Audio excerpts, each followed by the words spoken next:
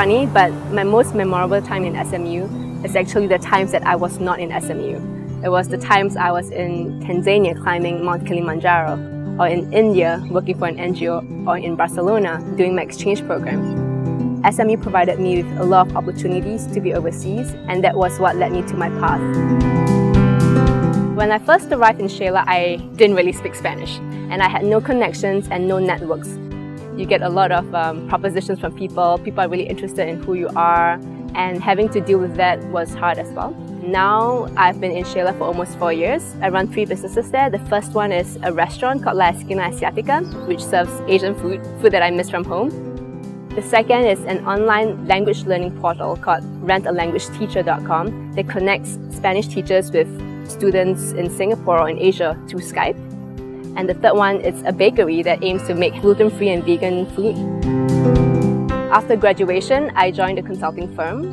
And after a year and a half, I realized that I've lost track of who I was. In school, I was interested in finding a way to help people while also doing businesses.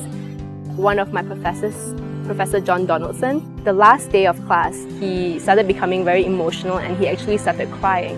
He said that he really wanted the world to be a better place, but he felt like he was limited, and he felt that teaching is the best way he can contribute, and he hopes that all of us would go out and each of us would find a way to make the world a better place, and that really inspired and touched me.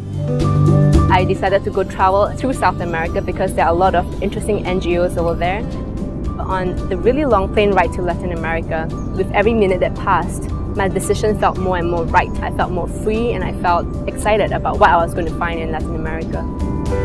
I want the world to be a better place. And so I believe in being proactive, and I believe in trying to make every interaction a positive one. Once in a while, we hold benefit parties in the restaurant to help raise funds for NGOs. We have recently done one for Trauma Textiles. They work with 400 women. These women knit and they weave materials and make it into products. Even though I'm working 12 to 15 hours a day, I actually find meaning in the things I do, and I enjoy the time I spend working.